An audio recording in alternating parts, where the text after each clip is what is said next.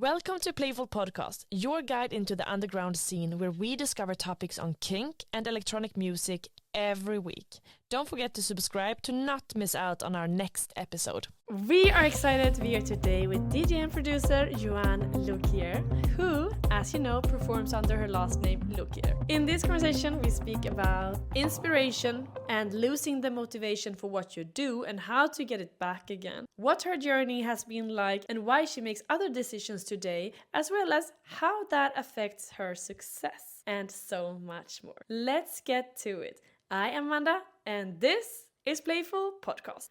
Okay, we are so excited to have you here in Playful Podcast. Cheers. You're having some red wine. Yeah, you're not. Yeah, I poured myself a glass and then I was like, oh, there's julmust, it's called. I don't know if they drink it here, I don't think. What is it like? It's like Coca-Cola, but a little bit with Christmas spices, I would say. Okay. Do you want to try? Like Glühwein or something? No, it's what do you say, soda drink. Yeah, okay. Interesting. It's fine. Very Swedish. I like it, yeah. I love it. All right, let's get to it. Yes. What are 3 words you would use to describe yourself? 3 words would be sensitive, spontaneous, and passionate. You always been that? Yeah, I think so. Yeah. Because when you were a teenager then, who were you like in the school as a sensitive kid? Well, I was very sensitive, but also I was kind of like an introvert. So I was always on my mind, maybe like overthinking a lot. Like I was, I had friends, but I was kind of like a recluse. Like I didn't want to do what everyone else was doing. I didn't want to be with everyone. Like I really liked my own space. I also had a lot of friends outside of school, so I was hanging out a lot with like other group of friends. I always had my best friend with me. We were always together, but yeah, I was always living kind of my own world. But yeah, I've always been very sensitive as well, and not just with feelings, but also with like I'm very sensitive to sounds, to light, to smells, for example. And to like heat and cold too? Yeah. Yeah? I am the same. You too? Yeah. Yeah, like, even with music, like, there's some type of like notes, like high notes that make me cry. Oh yeah. Like I'm listening to music and immediately I have tears, like some like specific high notes. Also smells, like sometimes I'm like, can you smell that? And people are like, no. Yeah. Some people don't like when you have really good smell. What do you mean? They get very clean themselves. Yeah, okay, yeah, I have that. Yeah. No, but I mean, all right. But then, because I also feel that you are very strong with what you like and where you want to head. So even though you're sensitive and maybe, I mean, how does that work when people are criticizing your work? Okay, actually that's interesting. Okay, that opens like a whole story, but like kind of like when COVID happened, I feel like, well, I guess we were all like very stressed at the time. We didn't really have work, so we were a lot on like social media, on our phones.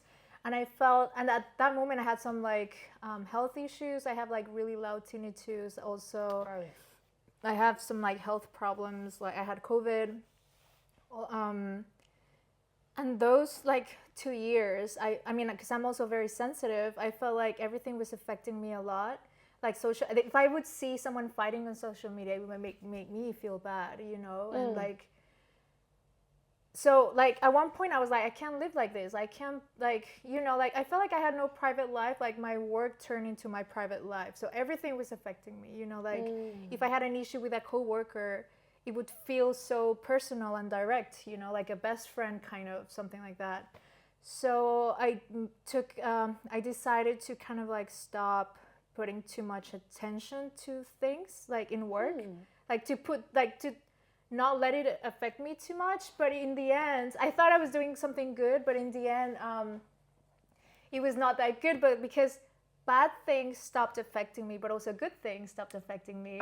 Sounds like you were starting with antidepressants or something. Yeah, no, I didn't. But you know, like how can you just decide? But I kind of like built a wall. I kind of like blocked it, and I just like kind of like took a step back, and very I was strong like, brain or yeah, mind. well, I'm like since I was a kid, I like I always like think a lot. So I kind of built a wall, and I took a step back. But in the end, it was not good because like I lost inspiration. I lost like this like not passion, but like maybe passion. But I was just not interested in things anymore. And for like a year, I felt like uninspired. I couldn't produce, you know. And this was during COVID? It was right at the end of COVID and like the year after COVID. I just felt uninspired, like I just couldn't produce, like nothing excited me anymore. And for like a year, I was like, what am I supposed to do? Like, what should I do? How can I find inspiration again? So I was like, you know, talking to a lot of people, and someone told me, maybe find another hobby, you know, like Because you only had music, your whole, Yeah, and I've been DJing for like 14 years. So like, it's not so easy to change to something else, you know. But I've always been very artistic. Like I used to paint before, you know. Like I took photos. I was a makeup artist like many years ago. Like I've always done artistic things. And when I was a kid, I did a lot of acting. And my dream as a kid was to become an actress. So I thought like, oh, maybe I can give it a try again, you know. And this was like a year ago.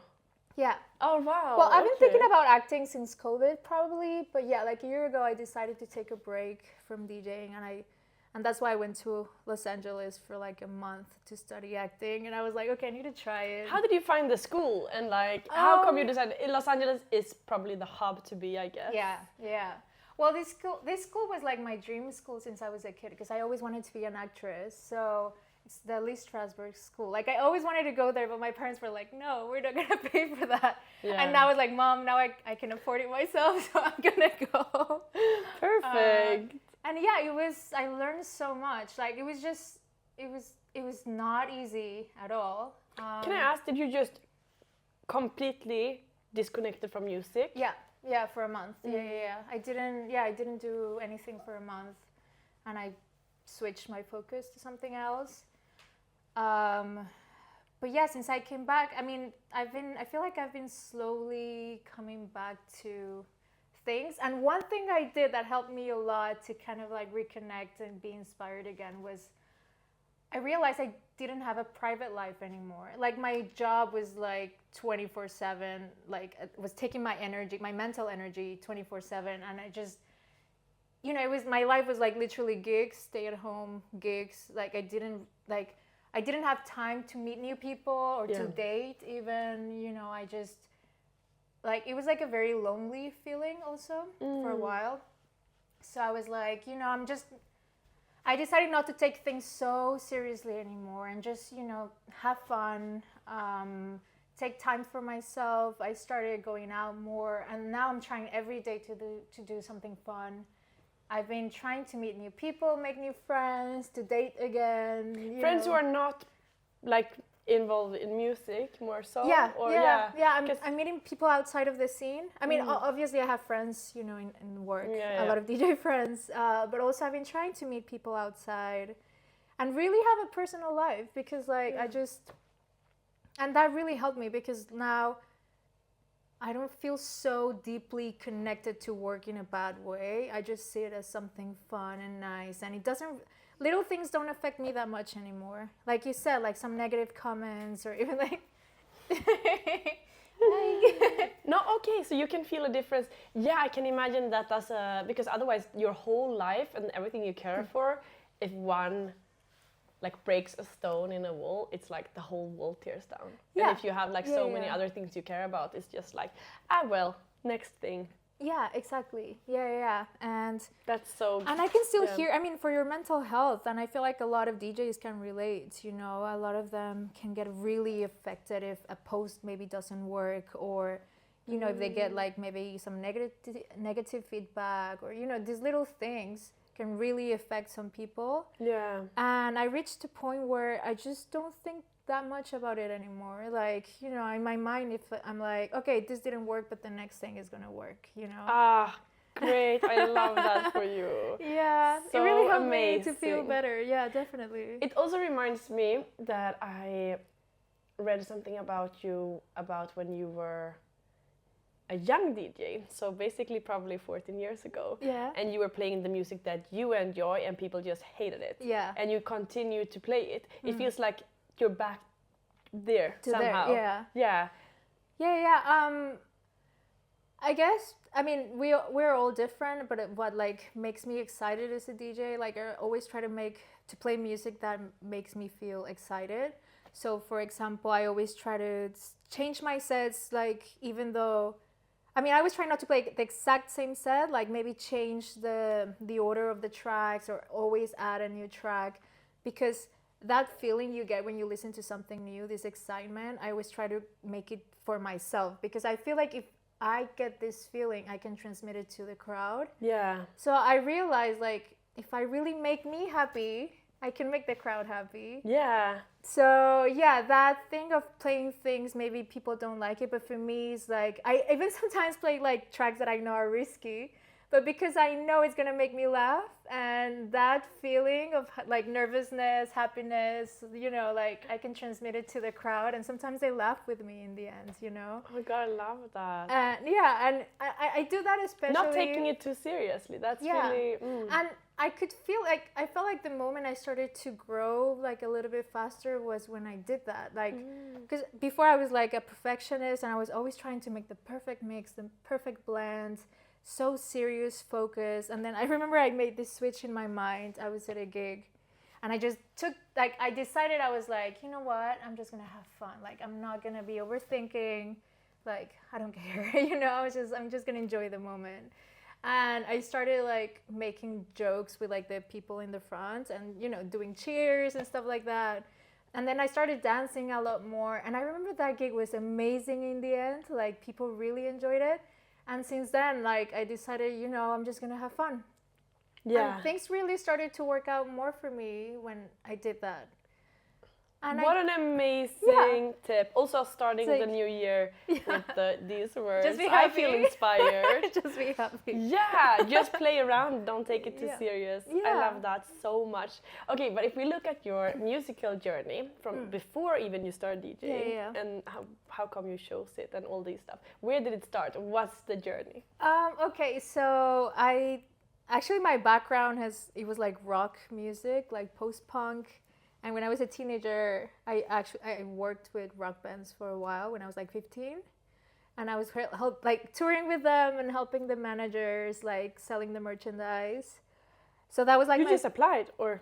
Yeah, I mean, I had like friends in the music scene, but it was like a different scene, obviously, in Mexico. And we didn't really, I mean, I guess it existed, but it was very, very underground, and I was very young to know also. And then I did like a European trip, and I went to London. And at the time, it was this kind of like electronic rock that it was very hyped up, like Crystal Castles and stuff like that. And I discovered like electronic rock, so I was like slowly progressing, you know. I was like, oh, I really like this. And it was like, and then digitalism and, you know, like these bands. And then I started listening to that. And then I met some friends in Mexico who were DJs, and they literally taught me how to DJ, and they taught me about music. But I feel like I'm still discovering new genres. Like, I didn't even, like, no one taught me, like, I didn't have that influence. And then when I moved to Europe, when I moved here, I'm still discovering things. Like, sometimes I listen to new music, I'm like, oh, what is that? Like, you know, like, I'm still discovering every day. That's the beauty of it. I mean, and that's why I moved here, because I was like, oh, what is this scene? Like, I didn't know. This is so cool. And I just found some similarities with punk and, you know, this like really dark industrial techno in Berlin. Like, it's just similar. You know? Oh, God, so fun. But you first moved to Barcelona. Yeah, because I had, so when I started DJing, I put up my music on SoundCloud, and I started receiving messages from people here like, oh, come and play.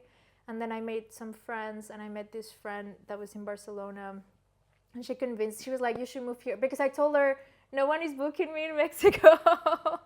Fuck. They were like, she only plays whatever she wants. Yeah, exactly. Yeah. Yeah, no, they were like, this is too dark. Like, no, like, don't play this. And I was like, but this is cool.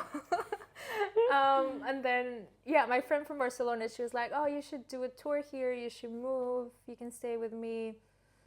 So in my mind, I was like, okay, I'm going to do a tour. And if it works out, I'll see if I can move. And it really worked out. Like, I remember the first gig was in Berlin. And, you know, a guy came on stage. He was like, are you the DJ? I was like, oh, what? Because I was used to in Mexico, you know, people saying like, don't do this, don't do that. I have a request, you know, stuff like that. He was like, can you please play the darkest and most fucked up thing you have? And I was like, yes, I can. Thank you. Amazing. And I'm like, I need to live here. Oh, yeah, I was just like, going to say. This is my crew, you know. Oh, my God. And 7 years ago, you said. No, eight. Because I moved to Barcelona 8 years ago, or 9 almost, I think. And that wasn't your city. Yeah, I mean, I liked Barcelona. It's just I felt, I mean, I still do. I love Barcelona. I just felt, I mean, 10 years ago, I felt like this like dark techno was not big yet there, or big enough. A lot has happened. Yeah, it changed a lot like the last years. And then I don't know, like every time I played in Berlin, I just fell in love. Like this, I was always like, this is amazing. I never wanted to leave Berlin. Every time I played here, I was like, oh, I want to stay. Oh, yeah. Speaking of like that the scene changed a lot, how can you see it from the inside? What's your view on like, why even do you think it grows so quickly? I don't know. I feel honestly, it's just like a trend and wave. Like it's always waves, you know. It comes and goes. Like the sound, it always comes and goes. I don't think it's specifically to this sound, but like I don't know. All these years, I've been seeing like some trends coming, going. I don't know. Like I don't know if I can really like tell you the secret of, you know. You don't have to.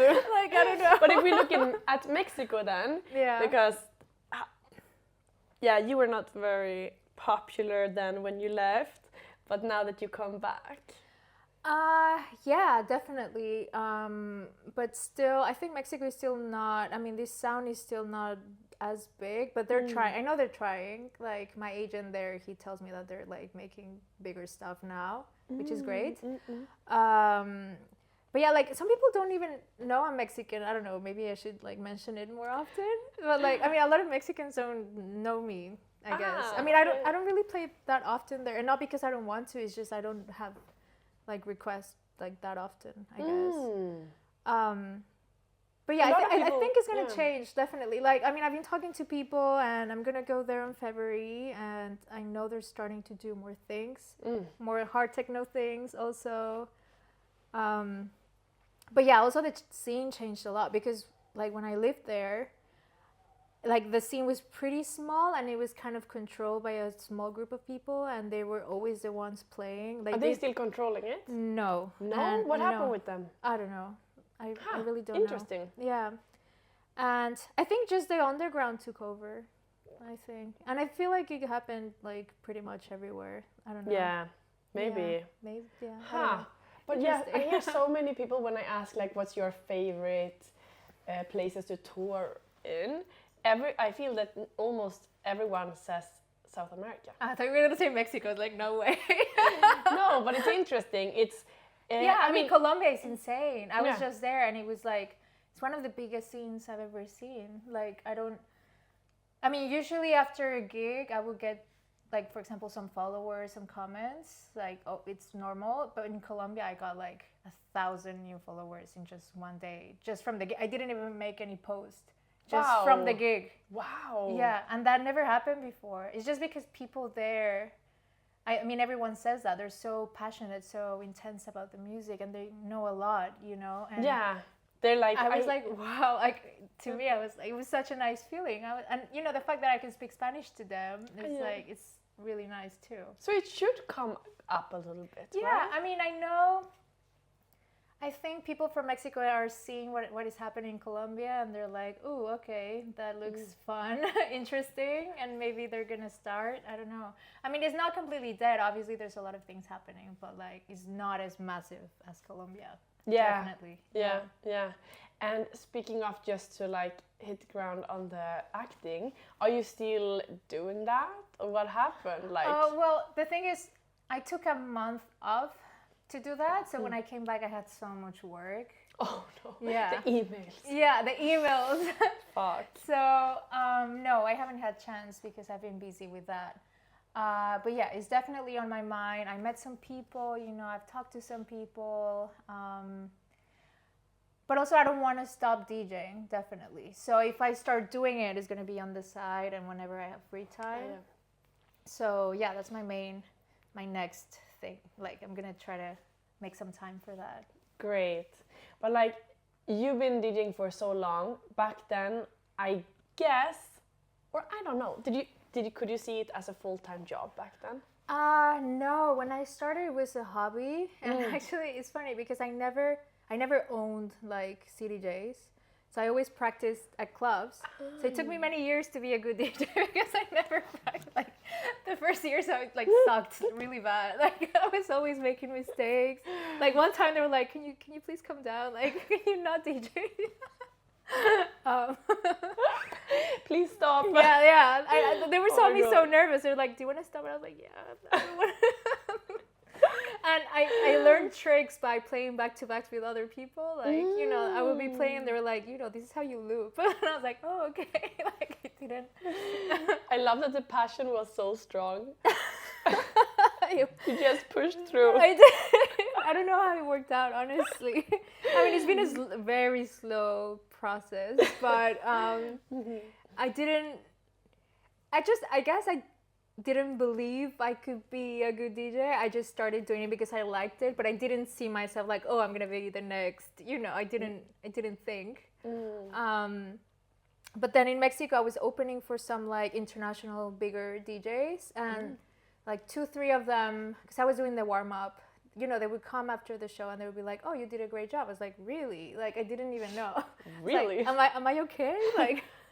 Yeah, but how? And like, then you done it for like a couple of years. Yeah, but like no one told me you're good. Like I No. didn't know, and then these DJs were telling me like, "Oh, it was a good set," and I was like, "Seriously?" I didn't know, and then it's when I started putting my music on SoundCloud, and like some DJs, were writing me and playing my music, and I was like, "Oh, maybe this can work," and I had other jobs also. Like I guess I didn't take it seriously until later when I realized I was also, making more money than my other job, and I really loved it a lot more than my other job.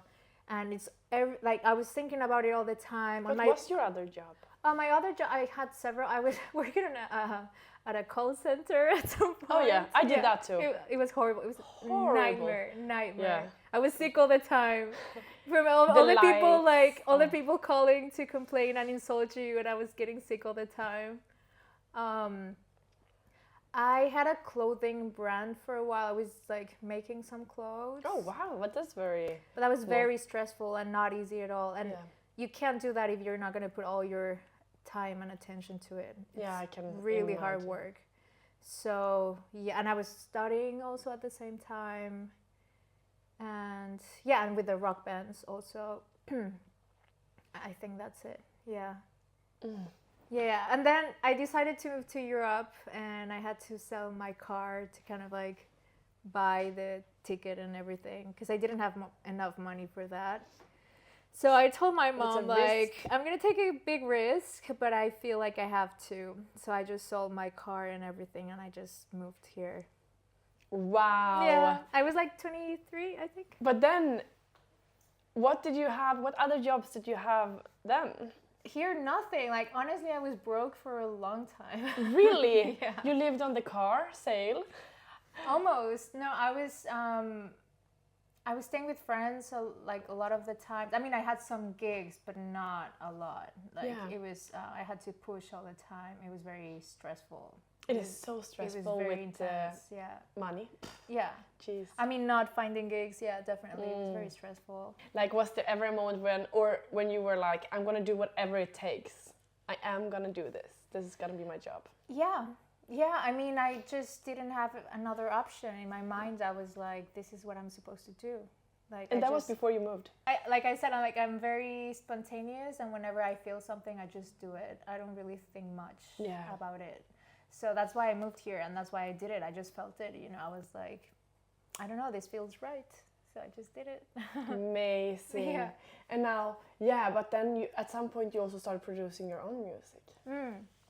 I was already producing, like the same moment I started DJing, I was already producing. But obviously, I mean, if you hear my first productions, it sounds like a joke. I mean, I didn't really know, like no one really taught me, and I didn't also know where to look. Like I never started production or anything, so it's been many years of slowly learning, slowly progressing. I love that. You can let things take time, and it can still be great. Yeah, I mean, honestly, I'm happy because like. Sometimes it's frustrating. I'm like, oh, I wish I could grow faster. But then other times, you know, you see people growing very fast and then dying very, very fast. And to me, I'm just trying to enjoy the process, you know, like it's been very slow, but it's been very exciting too. It's been very stressful, but also I like that feeling. I like challenges. Yeah. And it's fun, and it's like, it feels crazy, but I like that. When things happen, I love that too. I get bored otherwise. I feel otherwise, if things are too calm, I'm like, I think I'm depressed. I don't feel anything anymore. Yeah. And it's just like, well, you didn't need leave a the challenge. house. It's like, well, yeah. So dramatic. But what's your view on, because then, you were talking a bit about the time when you felt uninspired and like lost your motivation. Yeah. Because you've been traveling a lot, like you do tour a lot, and you now you have other things that is combined with the music. But what's your view on like work-life balance and maintaining a healthy? Yeah. I mean, for me personally, like I said, I think it's very important to maintain like a personal life. Like something that belongs to you outside of, because this job is also it's like a you know, you're like, your image is public, like you're out there, and helps me a lot to have like a private side of me, you know, have like my private friends, like some like activities I keep on the side, and but the touring kind of, like to kind of like keep your feet on the ground, you know, because like the touring. Does it affect you to travel a lot? Because it's sometimes not being home, you feel a little lost, you know, because you don't have like your base. Yeah, no, I can only imagine. To me, and especially if you're alone, like, and you're not talking to anyone for weeks, and you know. But I always try to come back home and do something outside of work, like I don't know, even go to the movies, whatever, see your friends, you know, like. That to me helps a lot to have a private life.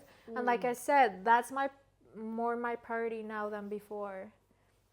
And I'm really making an effort to meet new people and to really do different activities. Where do you meet them? I guess mutual friends, apps, I don't know. Like friends apps, or like dating apps? Like dating apps. Yeah. I mean, not only for dating, but also to meet friends, you know? Yeah. And I tried last time I did this, and it was pretty nice. I had a gig in Paris, and I've never done this before, but I went on this like app, and I was like, oh, members in Paris, I don't know. And you know, I found someone, and I said, hey, do you want to have dinner before my gig? And it was actually really nice. A person who was gonna go to your... a random person. And you didn't know anything, like... No. Did you judge by the photo? Yeah. Or, okay. I mean, yeah. Was it fun? Yeah, it was really nice. And he was an actor. Oh. He gave me some tips, which was really nice. And I thought I should do this more often. Like, you know, because sometimes I go to a gig and I'm alone at the, you know, hotel for like 5 hours. Oh, yeah. And, you know, I should force myself to do this more. Like to meet new people, like to really enjoy the time, because for a while I was just working all the time. I was busy all the time. I even lost some friends. You know, a lot of DJs tell me I don't have friends anymore. Like a lot of DJs. Because a lot of DJs are cannot single. Stay in contact with Yeah, people. because they're just so, like, their minds are 24/7 on this job. They're always touring. Whenever they're home, they're sleeping because they're tired, or producing, or, you know, whatever. Yeah, that's what I mean. Like doing stuff for work. So now I'm really forcing myself to not do that. And I'm like, you know, like sometimes I think, like, I see other DJs working so hard, so much, and I'm like, you know what? If I do that, it might be good for my job, but I'm not gonna be happy if I do that. And maybe you're not gonna last, like what you said. And it's probably not gonna last. I mean, how long can you do that for? You know, No. like, I mean, maybe a week. yeah, like, if I want to make this sustainable, you know, I need to find a way.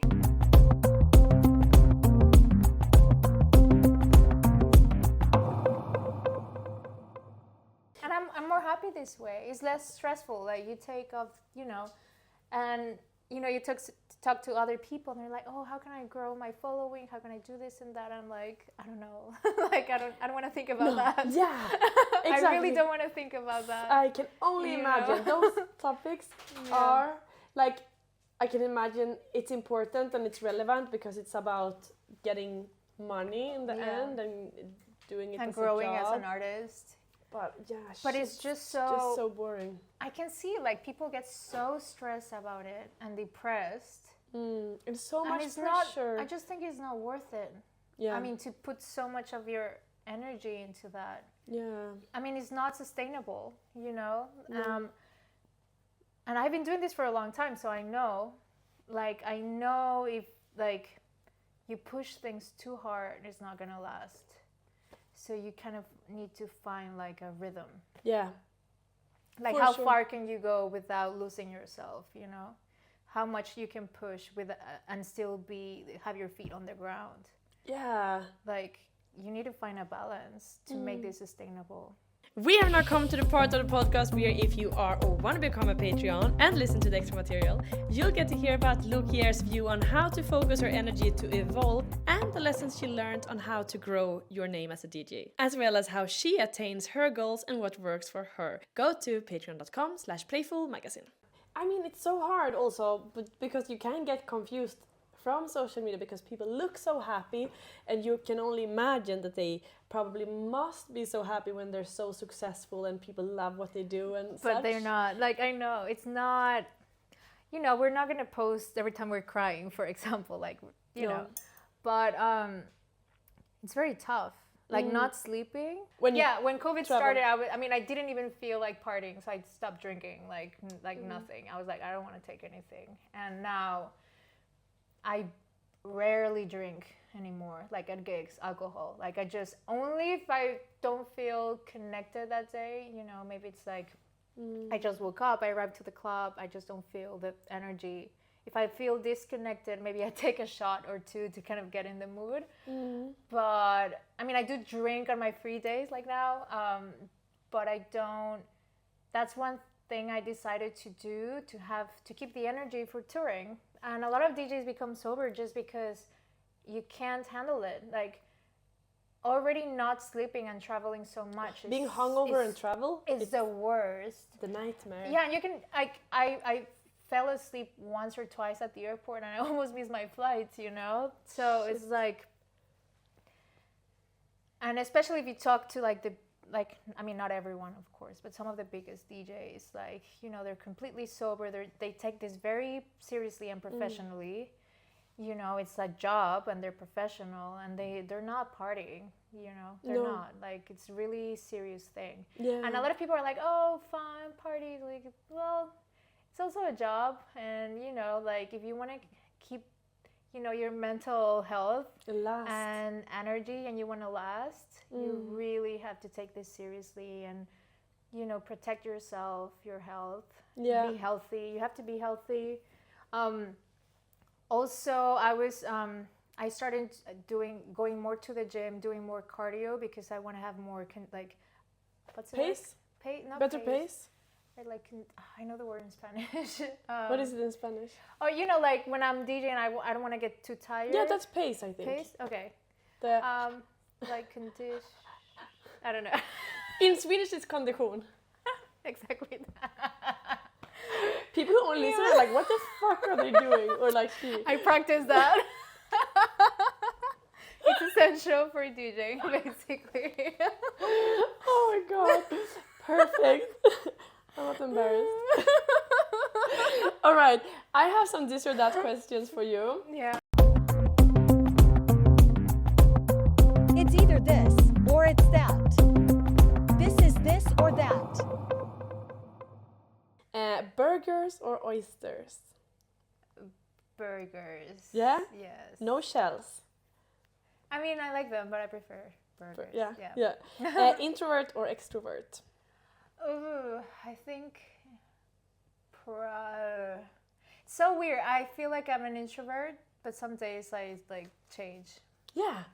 But I think I'm mostly introvert, and some days I'm like woo. Yeah. And then I turn into like an introvert again. Same. I don't know what it is about. I don't know Both, if it's the people I meet or if it's me. Maybe I think it's both. Yeah. Yeah. Because sometimes I don't care, and I'm like super social, and other days I can't even talk to people. Yeah. And like some days I feel so shy that I'm DJ. I can't even make eye contact to the crowd. I just feel very like interesting. Shy. I don't know. Do you feel that there's a difference on the connection, like when you're shy like that? Do you feel that the gigs turn out differently? Yeah, I feel like it's a mix of the crowd and yourself. Like what energy you bring to the crowd and if they're receptive, you know. If you give yourself to the crowd and they don't take it, then, you know, there's not much you can do. True. But if you give that, it's kind of like a conversation, you know, you give something, you receive something, and then it can be very playful if, you know, if they're receptive. And yeah. Yeah. No, for sure, I can really see but that. But I'm the same as you, I think. With some people, I'm very outgoing. And with other people, I just can't even talk. I'm just quiet. It's so weird. And I'm like, there's nothing wrong with them. What's wrong with you, Amanda? Definitely me, it's wrong with. Yeah. I don't know. Yeah. Champagne or beer? Champagne. I'm not drinking beer so much at the moment. No. I like it, but no. Yeah. Night in or night out? Night in. Night in. 100%. Same. I'm a planner. Like when I have nights out, I prefer to plan. Yeah. If I have too many spontaneous nights, like people force me out, I get completely drained. Like I need to prepare myself mentally. I mean, my job is night out. So yes. whenever I'm not working, night in, 100%. Yeah. Yeah, like I don't want to be out all the time. I'm so looking forward to having a night in. Love it. Me too. And when I don't have a gig, I'm like, oh, I can stay. The best. Okay, psychology or spirituality? Spirituality. Yeah? Yeah, I'm very into that. Are you, do you believe in God?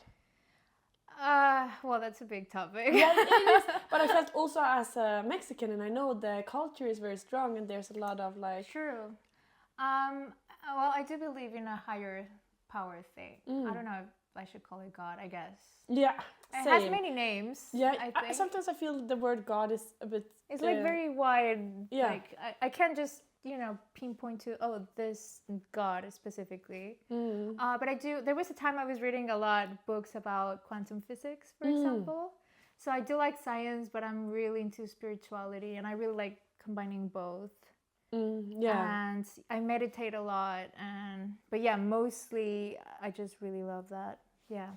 Yeah. Big festival crowd or intimate club gig? Ooh, that's hard. Probably small, intimate. But if it's small, it has to have the best energy. Yeah. If it has like the best energy, that's the best you can have. But also like, it's just big crowds are very impressive, and it creates like a very, I don't know, I feel very like excited and like impressed. But yeah, the energy in a small club is like, you can't fight with that. Yeah. Yeah. No. Oh yeah. Yeah. Documentaries or crap TV? Documentaries. Yeah. Yeah. Skip the line or wait patiently? Skip the line, obviously. I have no patience. All right, but would you go in front of people and sneak in? Oh, well, if I can, I mean... If no one sees you, then... Yeah, I mean, if I have the option, like, I'm allowed, but I don't want to... Yeah, I mean, I'm not really, like, naughty, you know, like, oh, fuck you, not like that. Like, if I have the option to skip, yes, of course. Yeah, yeah. Without pushing too much. Without, yeah. All right. Netflix or YouTube? Netflix. Netflix? Yeah. Yeah. Teaching others or being taught? Maybe teaching. Yeah? I mean, depends what you're teaching me, you know, because I can get bored easily if it's not something I'm very interested in. Yeah. But I really like to share my experiences that I've learned with people. Yeah, so probably teaching then. Yeah. Also, teaching. last one. Ayahuasca or silent retreat? I haven't done ayahuasca, but I think I would like to. Yeah. Yeah. Seems like. I can imagine. Yeah. Yeah, I like that. Yeah. Yeah. Ayahuasca. Okay. Thank you so Thank much. you for having You are me. so lovely. Yeah. This was it for Playful Podcast this week, but please follow, subscribe, and listen to our next episode. And if you want to have a say about future artists or even ask your own question to one of our guests, follow us on Instagram and make sure to add your question when we lift our coming guests.